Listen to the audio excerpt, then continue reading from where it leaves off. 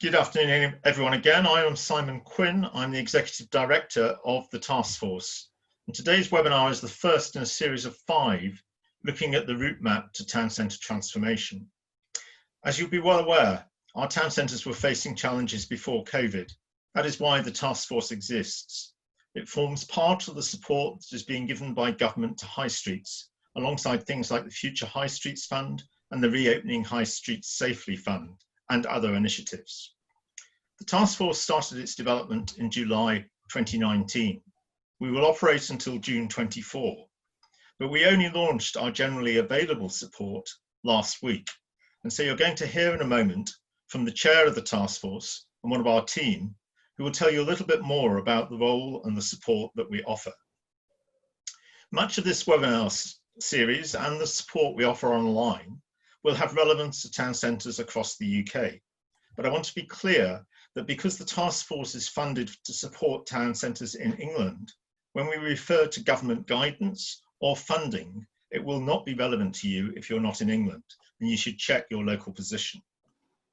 COVID has obviously impacted the support needed by high streets. It has temporarily changed how we're going to be able to deliver it. But the lockdown was more extensive. It effectively caused the closure of the high street economy. Despite the government support, we think not all businesses will reopen. There will be further challenges about the viability of businesses that do return, not least impacted by social distancing requirements. This is already having a significant impact on property values in town centres. The challenges of high streets have become greater. The series of webinars is about achieving transformation.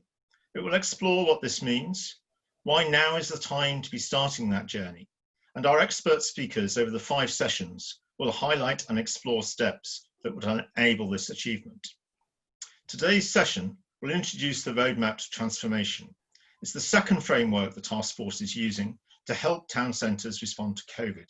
So we will also run through the COVID-19 recovery framework and how it has been applied to provide context. So I'd like to introduce today's panelists. And as well as myself, Mark Robinson is the chair of the task force, Matt Davis is our lead on communications, Lisa Carlson is from Canterbury BID, the chief executive, and Kathy Parker is our research lead within the High Streets Task Force. So our first speaker is Mark Robinson, who is our chair. Mark. Fantastic, thank you, Simon, and welcome to so many people. We're suitably humbled and overwhelmed. Given that this is my debut as chair and the amazing attendance, I thought I'd take the opportunity of sharing 3 things with you. Firstly, introduce who I am. I see a number of very familiar names in the attendees, but there's many people I have yet to meet. I'll explain my motivations, why I'm really proud, excited and optimistic to be involved in the task force. And then hopefully share some high street success stories that will inspire your journey with us to deliver change to your communities. So the day job, what do I do for a day job? Well, this is the dull bit. You can all use Google, so I'll keep it brief. But as it said on the press release, I founded Alandi in 2008 and then went on to raise over £1 billion to invest in often overlooked communities across the UK. I think it's fair to say we've had our successes and we've had our failures.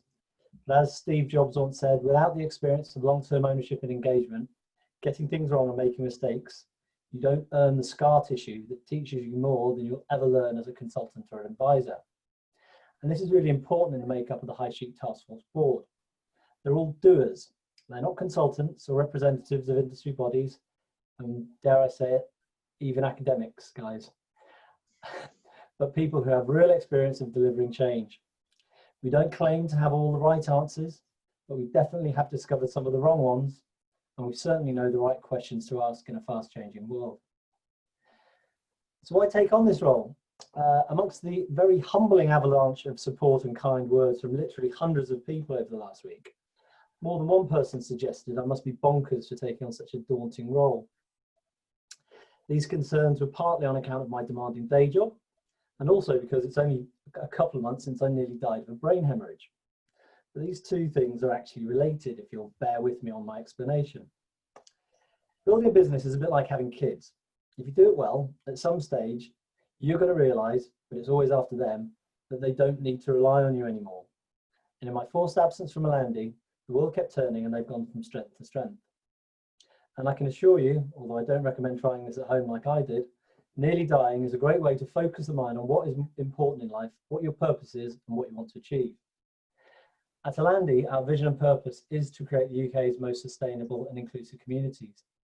So how can I not jump at the opportunity to lead what I genuinely believe to be the most concerted and well-funded attempt to rebuild our towns and high streets since the Second World War? The High Street Task Force initiative is not just another report. In fact, it's not a report at all. Although, to be fair to John Timpson, the task force was one of his key recommendations in his 2018 report. As mentioned by Simon, the task force is now in place until 2024. It's fully funded, and we will deliver on our initial aim of boosting local capacity, building placemaking skills, coordinating the many groups responsible for community places, and providing data and sharing best practice, or as I prefer to call it, celebrating success. And to be fair to government, they are backing this with additional cash, as already mentioned, £750 million in future High Street Fund monies and over £2 billion in town fund monies. Being honest with you, is this enough to fix every high street in the country? No, it's not even close. But to be fair, it's not a bad start. And many of these much needed projects will be starting on site next year. I'm further encouraged by some of the amazing, even brave initiatives that I've seen across the UK, both in my role at Alandi and my role previously as president of Revo. In no particular order, I'm proud that Alandi has been involved in exciting projects, including the Eagle Lab initiative in Southampton City. Here we took the upper floors of an old department store, and in collaboration with City Council and University, we came together with Barclays to create a funky, flexible co-working incubator space to encourage graduates to stay in Southampton rather than join the brain drain to London. In Gloucester, we collaborated with the LEP, which is led by my fellow Task Force board member, Di Savory, to establish the UK Digital Retail Innovation Centre that was in an redundant old food court.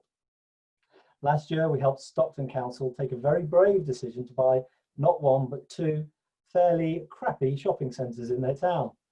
Whilst this may sound like madness, the plan is inspirational and makes a lot of sense. It's based on the fact that if you decant all the tenants from one scheme into another, not only will you create a single vibrant retail hub, but release a prime riverside development site with potentially stunning public realm access to the river. Most recently, we've been involved with working alongside Folkestone Borough Council to buy a failed department store where the plan is to transform it into a high street anchor fit for the 21st century. This will be delivering healthcare, the cinema, blended community space, and later living. And whilst I'm enthusiastic, I think it's fair to say I'm not a happy clapper. I have the scar tissues that Steve Jobs talked about, and frankly, know the situation in our towns and high streets is probably going to get worse before it gets better.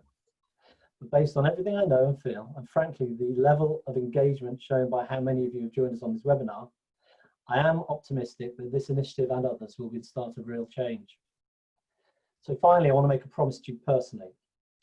In the announcement last week, the local government minister, Simon Clarke, welcomed my appointment with the comment, "I know Mark will be a strong voice," his words, not mine, "in ensuring local businesses and communities will get the support they need." Those who know me well will probably think this is a comment he may live to regret. But I can state now, with the full support and commitment of the board, that we're all here to make good on that statement. We are here to make sure that you get the tools and support you need to make your towns and high street places we can fall in love with again. Genuinely, we are here to serve you, learn from you, and listen to you. So please, let's make this a start of a journey and a conversation. And I very much look forward to hearing from you. Many thanks. Back to you, Simon. Thank you, Mark. Our next speaker is Matt Davis, who is our communications lead, who will look at some of the things the task force now provides. Matt. Thank you, Simon. Good afternoon, everyone. Hopefully the sound levels are okay, but if they're not, pop a message in and we'll experiment with the levels. So good afternoon, everyone. As you've registered for today's webinar, you'll all have found our relaunched website by now, but you may not have explored what's available yet. So I'm just going to provide a very quick overview of some of our online resources which can help to support your local recovery and transformation efforts. So firstly, if we just look at the website here, if you select, and you may have found this already, COVID-19 in the navigation, these resources are specifically addressing response to the pandemic. For example, the COVID-19 recovery framework, which Simon will talk a little bit to today. And if we move on further, this particular framework is one that the government proposed that local authorities consider in their in the guidance for the Reopening High Street Safely Fund. And the page here will talk you through the resource, but it will also give you options to download supporting materials. So there'll be PowerPoint files and instruction documents there to help you out. You'll see also on the COVID-19 index page that we've added further advice on that particular Reopening High Street Safely Fund. And indeed, we'll continue to add more pages here, starting after this webinar with information on footfall counting.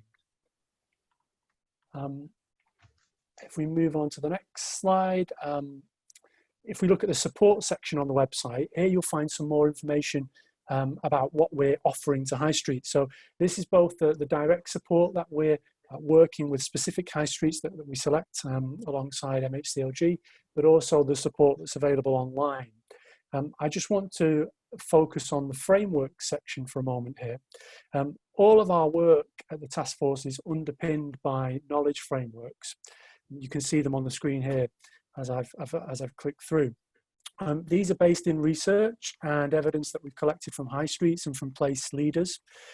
As you'll know, this webinar series includes the transformation route map framework, but I just want to give you another example. So the 25 vital and viable priorities. These are 25 priorities that are drawn from 237 factors, which were identified through research as impacting high street performance. So you can get an overview of what these factors are on this page here. You'll get an introduction. But importantly, and you'll find this throughout the site, there are also links to e-learning resources throughout these pages. So these are more interactive guides, essentially, that you can work through. You can see here the Learn for the Vital and Viable resource. And these are interactive guides, essentially, and they'll support you to digest and use some of this information and this research and sort of put it to work, I suppose, on your local high street. So we hope that you find those useful as well. If I just skip back to the main site here, it's worth saying that we have a resource library that you can access from the menu. So everything that you find on the site will be logged in this resource library. And you can either just browse through, you can see there's 3 of our latest resources on the screen here about footfall and so on. An example, a case study from St. Helens. So there'll be quite a lot of variation in there. So you can either browse or indeed you can search or use the filters that we have on the site, which are again aligned to the knowledge frameworks that I've been talking about. So we hope you'll find much that's useful inside that library. And just as I said, this is very, very quick overview. I'd advise you to go and have a look and explore, look around. But one thing we would advise you to do is to register with the task force. You can see the button in the top right of the screen there. Many of you, thank you, will have opted in already when you registered for this webinar. But if you haven't already, if you do that, what will happen is every Friday, we will update you about the new resources that we've placed on the website via our email newsletter. And often, as you know, things are moving quite quickly at the moment and topics are developing. So we may have a theme for that week, be it relating to government announcements or related guidance. So do sign up and register and you'll get that newsletter, as I say, on Friday afternoons. So we really look forward to continuing to communicate with you and to support you via all of these resources online. And as I say, the last thing, I just urge you to go and have an explore of the website, see what you can find and sign up and we'll be in touch. And with that very quick introduction, I'm going to pass back to Simon now, so thank you. Thank you, Matt.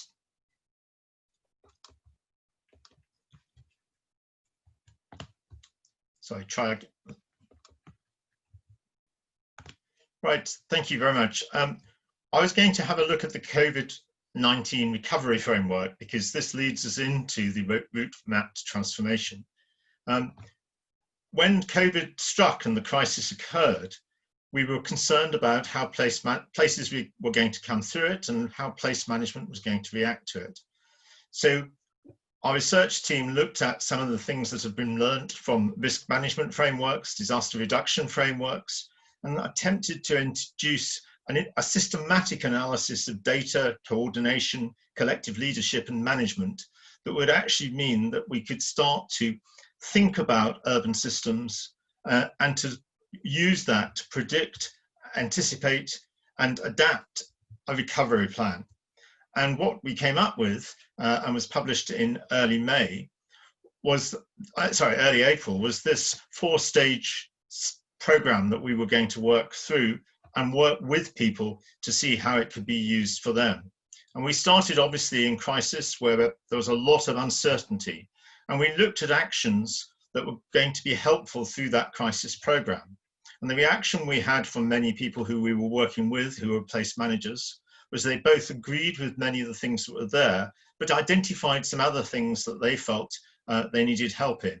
So each of these was analysed, and we looked at the suggestions with additional guidance, which was on the website, about what these processes might be.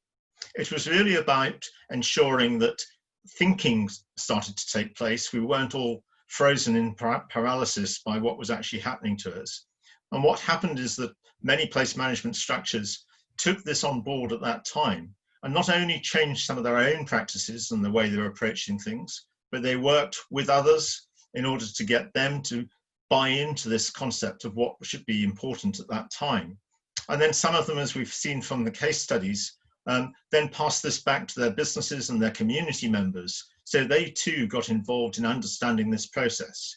A key part of this was signposting, making sure businesses could claim funding that was coming to them. It was reassurance about the fact that there was support that was there, and providing data and other things. And it was out of this first stage that I think that people got the confidence to then move on to what we called pre-recovery, because we felt we couldn't go from crisis straight into recovery. And there was a need really running slightly in parallel with the crisis to think about the future. So the pre-recovery again identified a number of steps that we felt were important.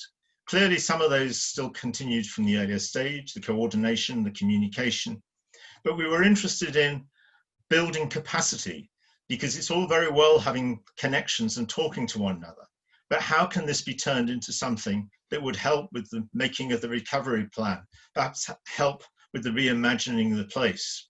So this capacity development, and we've seen very much evidence of this, communities coming together, businesses coming together, local authorities working with different partners in order to say, we have now in this together got to plan for the future. So we provided advice on making recovery plans, and subsequently government themselves have put out plans for the reopening of high streets and thinking about the future. We've been supporting some of this with initiatives that have been taking place in town centres to put some of those businesses that were not previously online so they can continue to trade. So they're more resilient businesses when we come out of that. So there's been efforts in those areas, and we've very much looked at what has been happening around the country. Moving into recovery itself was about getting businesses operational again. And we had various experiences of perhaps retelling to people who were using these town centres what they were there for. In many instances, people who'd commuted to cities perhaps weren't as familiar with their local centre. And this attachment to your local centre through telling the story, getting them involved in the place, helping them to take pride, became important. And kindness was one of the things that was added by some of those we were working with, who felt there was a need to think about reintroducing people into town centres in a positive way. So hence we had a lot of focus in recovery on tactical urbanism, things which meant that we weren't putting necessarily highway railings and bollards everywhere and big signs, but seeking to approach that in a much more positive way, whilst dealing with things like cleaning and managing social distancing. So this then takes us in various ways to transformation. And we felt that underlying all of this was got to be the premise that we don't want towns, we don't think towns can go back to being what they were. Recovery in itself is not enough. It had to lead to something else and something different. And there are various challenges that come from further afield that are pressing on our town centres, as we know. So how could we use this whole process of partnership, of working together, of understanding things to lead to transformation? So that is what is going to now take us into looking at the route map in a short while. But it's the sense that you make the most of these partnerships, these new connections. You start to think together and work together to develop a vision, taking into account many more perhaps views and ideas than we would have done before. But we also have to think about the funding and investment. And whilst there's some of that been there from government, there are further funds coming forward. We have to think about how those partners we're working with can also provide support for that funding. So hopefully, if you've not been using our COVID framework, you can get a sense of it from that, but you can still access it on our website. And it's actually, we have guidance and you can adapt it for your own place. You can change some of these icons, you can add things in, and that is the way that it's been doing. And we'll hear in a short while from Canterbury about how they made use of it. But the details are there on the website, and we'll now pause, because I'm not sure if we have got very many questions put up yet, Tom, but I was going to answer some questions, or the team were. If anybody wants to post questions, having heard that, just put them in the Q&A, and we'll try and get you a response to those. No, yeah, we don't have any questions in yet, Simon. So would you like to just carry on? Yeah, we can add that to the question time at the end. We'll move on to Lisa. Great. Thank you, Simon. And it's a pleasure to join this panel today. Thank you for inviting me. I just want to spend a minute telling you about Canterbury, in case you don't know a huge amount, just to put the city into context for what we're going to talk about. We're relatively small in geographical size, but in normal times we have the largest student to local population ratio in the whole of the UK, due to our 3 universities. And we would also normally welcome about 7.8 million visitors to the city, and that's according to the Cambridge model. Over 50% of our businesses are independent, and we also have an open air shopping centre in the city. We're a UNESCO World Heritage Site, comprising the Cathedral, St Augustine's Abbey and St Martin's Church, and we were about to commemorate this summer the 850th anniversary of Thomas Becket's murder, along with hosting the Lambeth Conference and the Gulf Open in nearby Sandwich. So, you know, a huge disappointment for us this summer, but we hope to have an opportunity to do it over again next summer, but we'll see. We're less than an hour from London, and we're just in that corner of England that almost touches France, except we can't right now because it's too difficult to get there, and we can't that easily welcome visitors at the moment either. So on the one hand, Canterbury has a lot to offer, but we have a lot to lose as well. So you know, I believe we will adapt and transform, and we've seen it already just over the last few months. But we need to think really carefully about this journey at a local, regional, and national level. And that's why it helps to have a framework.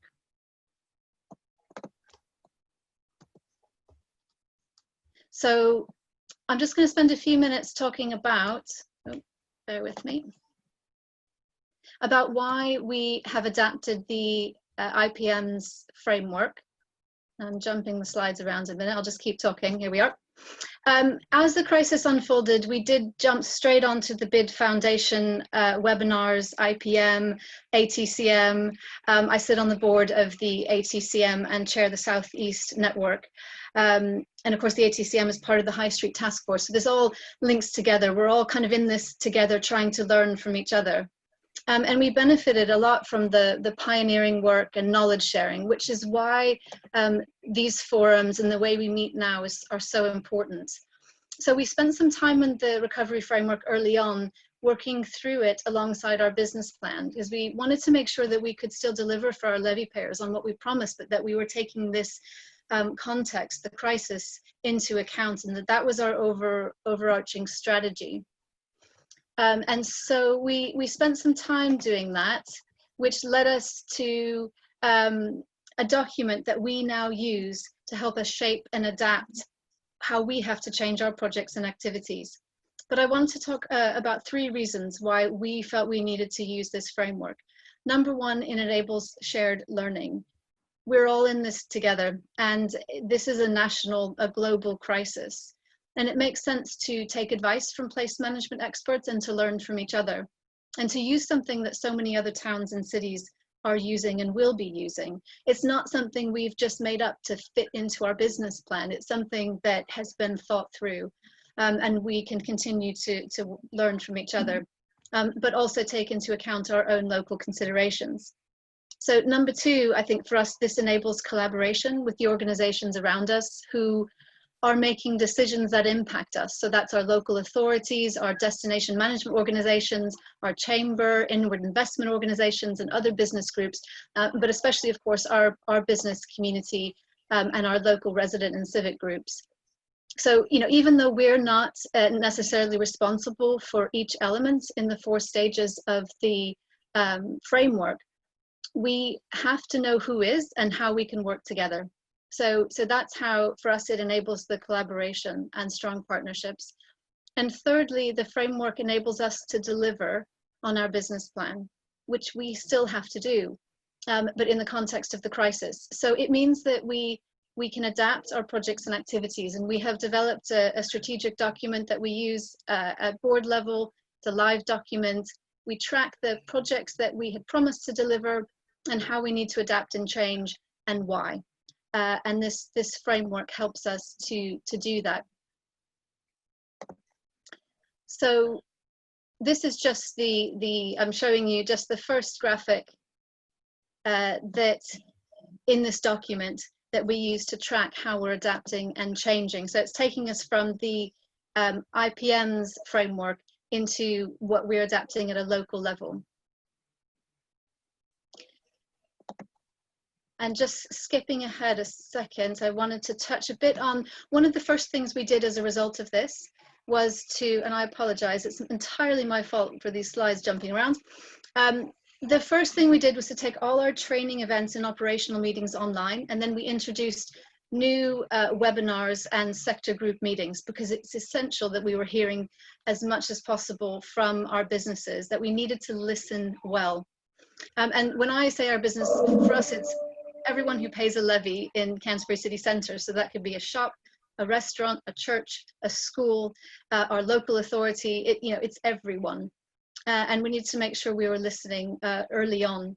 We also continue to participate in the webinars like this, BID Foundation, IPM, ATCM, they're doing a we're doing a Blueprint for Resilience series on YouTube, also Basecamp with all that policy analysis, and now we've got the High Street Task Force. So there's so much resource that we have. And some of you on this webinar will probably, as I scroll through, see some of the things that we've adapted from what you've shared in sessions like this. And it's in normal times we don't have the time to meet as we do now, but now we have to. And I think that's absolutely right, because we can learn so much from each other. And if I think about the main learnings from those webinars that we've run, are actually guiding principles. It is collaboration, leadership, and adaptability. And these learnings are based on the feedback that we've had from staff, in businesses, from managers, from owners, and also from customer perception surveys. We have to work together. None of us have a crystal ball to see into the future, but we have to lead and do the next right thing. And that's what we've seen businesses do over the last few months, and what we as well have to do in place management. And we have to be flexible and be prepared to change. And just a small example of that is our Marks and Spencer changed their entry and exit about 3 times over the course of lockdown for the part of the shop that could stay open, the food store. And they did that based on staff feedback and customer feedback. So they were listening. And we can apply that as we reopen more across the rest of our towns and cities to footfall, queue management, and so on. So some of the other things we did straight away is we adapted all our marketing and promotion and went online, as I'm sure everyone did. And we saw a commensurate increase in terms of what we were doing and the take up and engagement with that. People were really thirsty and wanted to support local. So groceries delivered to your door, meals delivered, retail shopping, supermarkets, pharmacy, opticians. This was to support businesses who could stay open in some way, shape or form, but also to support the local community who needed it. And this was across B2B and B2C communications. And this has now evolved, of course, this week to include reopenings and the stay safe, keep smiling messaging, that we want people to come, but we want them to feel welcome, but we want them to feel safe. And that goes for both customers and staff. We then also produced a reopening guide, which we worked on together with our city council. And this not only has the national level information, but the local information as well about parking and toilets and hand sanitizer and signage and outdoor tables and chair licensing, which I'm sure we're all still trying to work through. And that was really important because we needed to try and have as much as possible in one place. And that's a live digital document that can be updated. We developed downloadable welcome posters. Some of you may recognize these because this is an idea that I either got in one of these webinars or from the ATCM's base camp. And we've distributed a lot of these this week. And they tie in really closely with the floral pavement vinyls that we sourced from City Dressing. And those have gone down really, really well this week. It just helps people to feel welcome and helps remind people what to do, because the vast majority of people want to do the right thing. They just don't quite know how. And we're all having to relearn about how to be shoppers. We've also vinyls vacant units. So here you see one of our vinyls going up. This is our Debenhams site on the right-hand side of your screen, if I've got that right. And also we've put up some maps. So our Debenhams closed in January and it takes up a huge amount, about 70 windows. And it is being redeveloped and going through planning, but in the meantime, we can use it to make people feel welcome, to put up images of things that should have happened this summer and just to remind people about what's on offer in Canterbury. But I think the other thing that we have to do and that we've been doing this week is that we have to be present. We have to be out and about in the city centre. So now that it's safe to do so, we are walking around greeting businesses because nothing replaces seeing it for yourself. We went around with the police, with our Lord Mayor. It was probably the first time I wore normal work clothes in a couple of months, I think. Normally it's a nice top and jeans, as we're all existing on Zoom and things like that. But we were, in fact, right after this webinar, we're going back out with colleagues from the City Council to see how things have gone this week, to prepare for the weekend and just to continue to engage and listen. So the work that we're all doing to adapt and that the business community is doing to adapt is absolutely essential. And I think the framework, the recovery framework, from our board's perspective as well, is important because it means that we have a strategy. We acknowledge the crisis and we can demonstrate good governance, which is so important as we adapt going forward as a business improvement district. So that's all from me. Thank you very much for having me, and I look forward to these webinars going forward. Thank you, Lisa. Hopefully that provides a background really to what we have been doing through the COVID crisis. But now we come to the route map. And to explain this to us is Kathy Parker, who's the research lead with the task force. Kathy. Thank you, Simon. There's an opportunity through recovery planning to rethink what our places can become, and also to think about other long-term agendas as we come out of a period of crisis and adapt to these really new conditions. For example, some of the temporary measures that have led to road closures could become more permanent features. They might mean there's more space for recreation and leisure, which will help places address the long-term goals of becoming carbon neutral. Therefore, we've got to ask, where do we want recovery to take us? Back to where we were? Or is there an opportunity to rethink what we want our centres to be?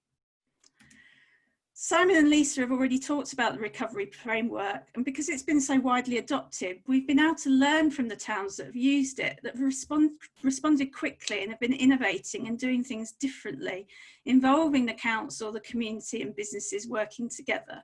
And we've identified 4 common themes to help us understand how to navigate from crisis to recovery. And a lot of these things are things that Lisa has already touched on. Effective partnerships. In Norwich, for example, there is already existing partnerships to manage the crisis, but the bid and the to manage the city centre, but the bid and the council formed new structures, which they call plan ahead teams, to ensure that the response enabled businesses and local government to align around the government staged recovery process. Many places have adopted and agreed a recovery plan or a framework with a wide group of stakeholders, as we've already heard.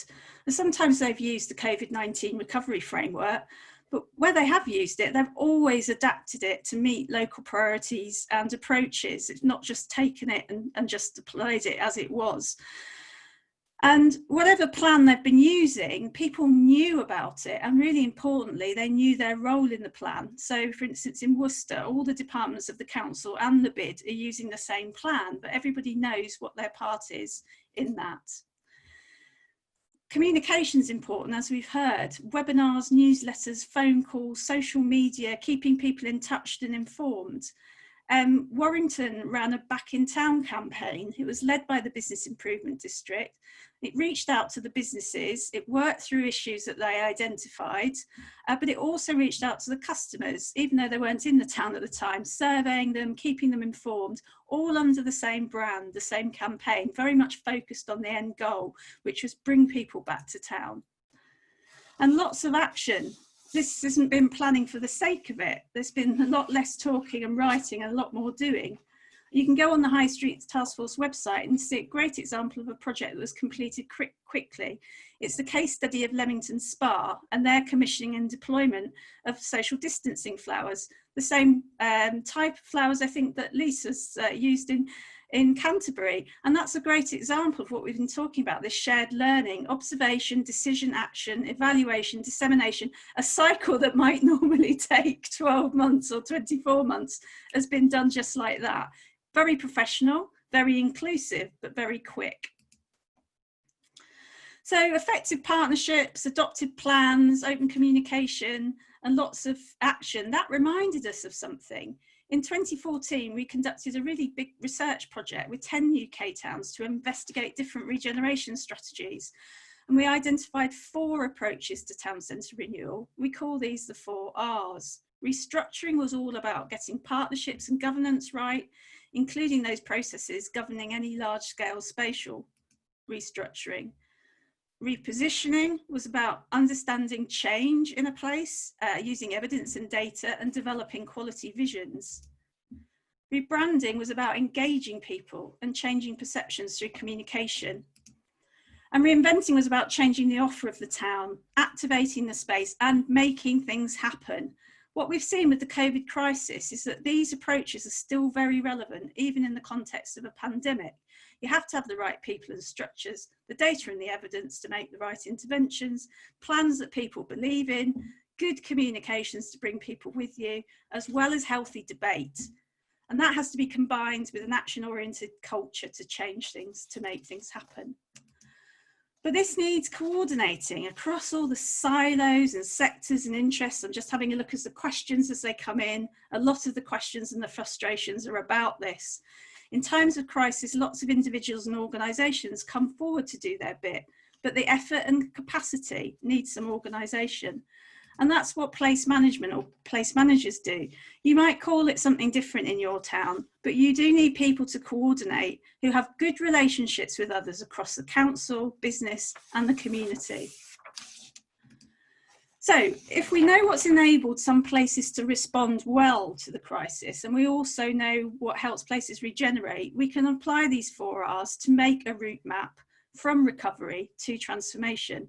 Because we know the 4 R's are helpful both operationally and strategically.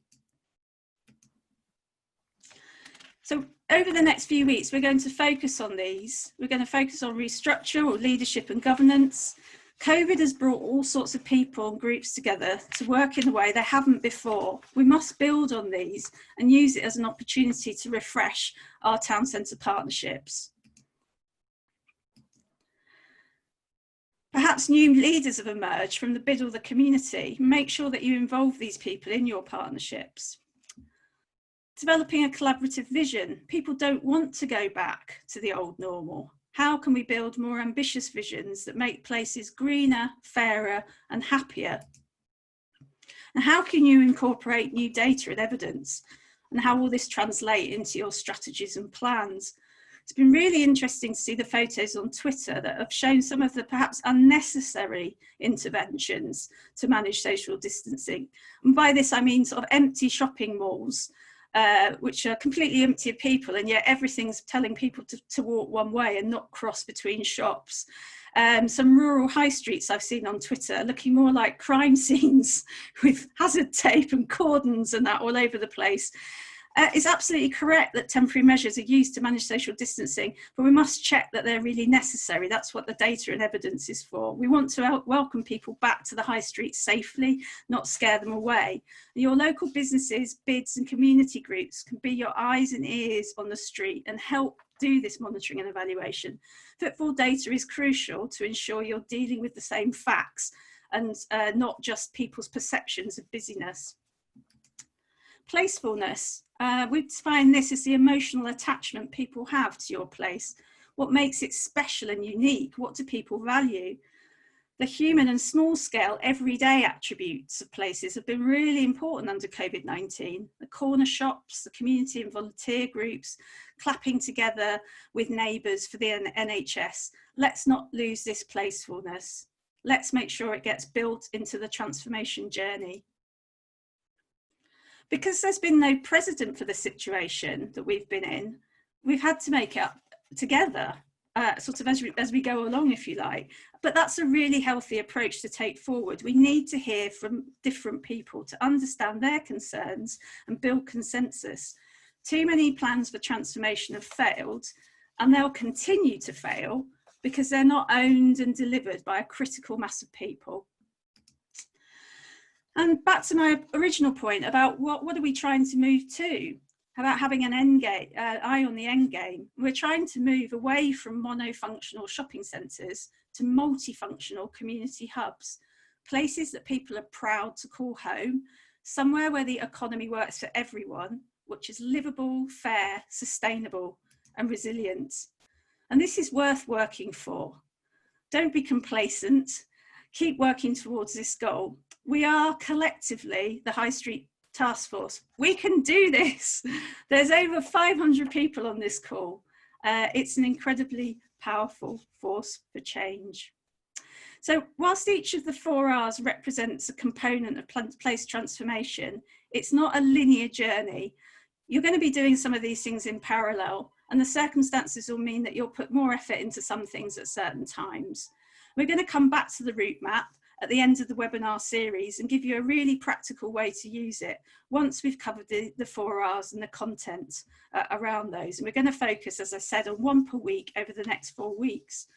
And throughout the series, we'll link to other relevant funds like the Opening Up Safely Fund, Future High Street and Towns Fund, so that you can coordinate and come up with a place-based approach to transformation that can integrate these other funding sources, your existing plans, your community's aspirations, everything really. That's the whole point of the framework.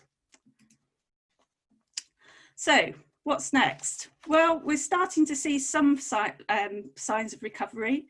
Outside London, footfall on Monday, the day that non-essential retail opened, was about 65% of footfall for the same period last year. And I've taken London out of the equation because the footfall is so low on London. In London, it drags everywhere else down. So a bit more positive if we take that London out of the sample. We believe that monitoring footfall is crucial right now. We just don't know if pre-COVID levels are going to return.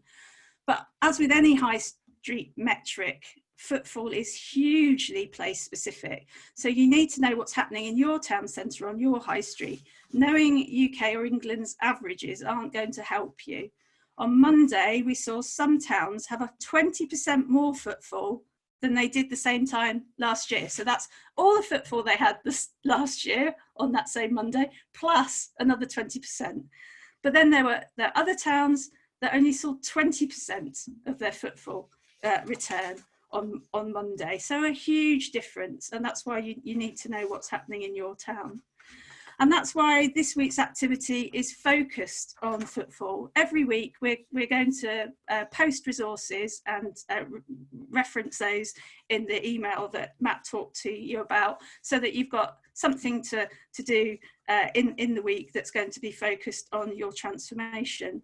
If you don't have footfall data, we think you need to get it. So we've got instructions on the website for those local authorities who'll be using footfall as a baseline for your reporting to MHCLG on the Opening Up Safely Fund. And that just tells you how, where and when to do one baseline count. We've got instructions on joining our manual footfall counting regime. This is instructions for taking multiple counts, 3 hours over 3 days and 3 months.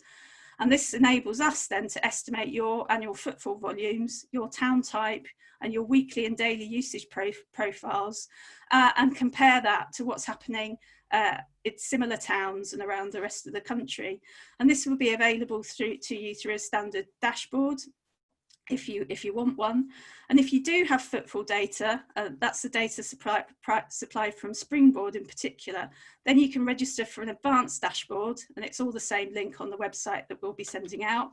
It'd be really helpful if people indicate if they're interested in one of these dashboards, so we can establish the likely demand.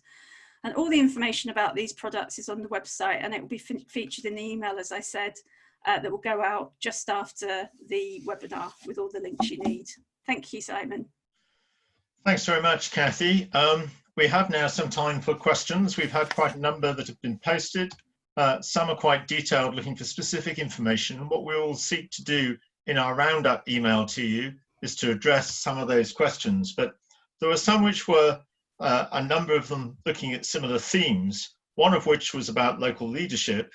The absence of it perhaps from some of the local bodies who might have been expected to provide it, and the difficulties really in starting and maintaining partnerships. Both of those things are topics that are going to come up as we work our way through this route map transformation. We believe there's an absence of capacity in most towns in terms of dealing with the crisis and dealing with the path to transformation. We're going to look at how you build leadership. We're going to look at how you actually also get involved very carefully in building partnerships. We've seen a lot of action in groups coming together in towns because of this need, that the sense of crisis has driven people to work together, and that has to go forward. But yes, partnerships are not easy things to put together. You have to do a lot of work to agree on where you're going, and you actually have to start to trust one another. I don't know whether any of my other panelists want to comment on the concept of partnership and leadership there. Lisa, maybe. Yeah, I was just thinking about that, and also about one of the questions that came through about the engagement of national chains. Yes. in all of this. And in my experience, everybody wants to get involved. It's a question of now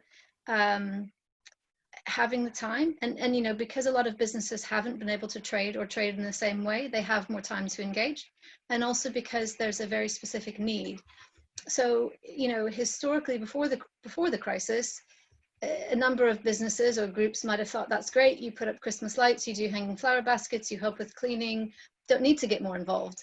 But now there is a need to engage even more.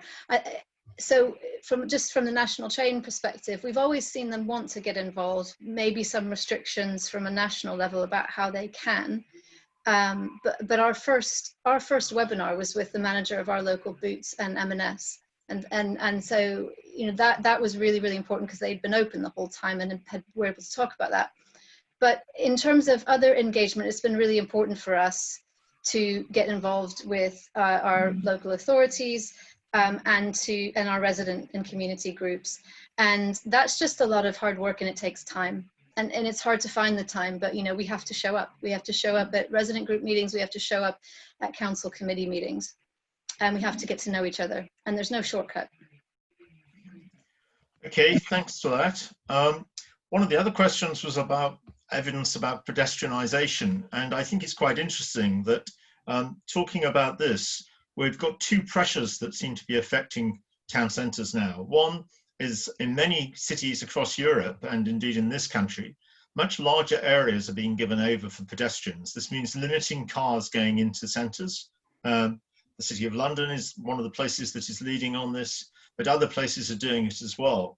Indeed, in Milan, they brought forward their vision for pedestrianised areas by 2030 to implement at this time in order to ensure social distancing.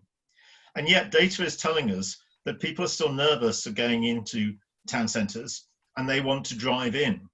So I think we're going to have two pressures over time here, but I think ultimately the force for the idea of more space for people, the thoughts, the impact of the reduction of carbon is going to mean that we're going to see a much more pedestrian priority created in town centres. I think another thing, as we look to how the world of work might change because of the implications of COVID, with people not wanting to travel into cities so often, maybe working from home 2-3 days a week is commonly being discussed in business now. That means people are going to be based far more locally for work, which hopefully means they're going to be using their local services, which are much more accessible on foot or by bike than previously, certainly within a large urban conurbation, for example, but also in small towns as well. So I think there is a real opportunity for many of our towns, high streets and suburbs to really capitalise on some of these changes that are going to happen to make it more hyper-localised. Thank you, Mark. There's also been a question about social distancing. Again, one of the big issues in many town centres has been creating the space, and it's been very important to think about in some places one-way systems, places people can wait where there's not large congestion coming. There's been quite a good guidance put out by government, both for social distancing within premises, but also social distancing in the public areas. You can find that on our website, on the Task Force website.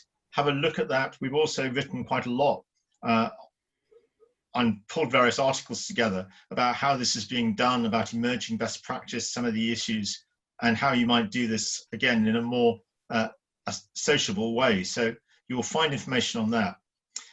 Just a couple of things before we draw to a close. As I say, we will send you some follow-up to this, but a few of you are asking about the support that the task force is making available. Is it limited to a certain number of towns? We have this online presence. This will become a very large body of resources, support, guidance, advice, which will be available to all people, whether they're in a local authority, in a place leader, or a single business. And some of that advice will explain how businesses themselves can get involved, the community themselves can get involved. We have business associations, we have Civic Voice, who we're working with as part of this as well. We will be then identifying places that have the highest need to provide a greater level of support. And that will start really as soon as we are free of the restrictions on movement around the country and larger groups can gather together. We hope this has been useful. If I move on, Tom, to the next slide.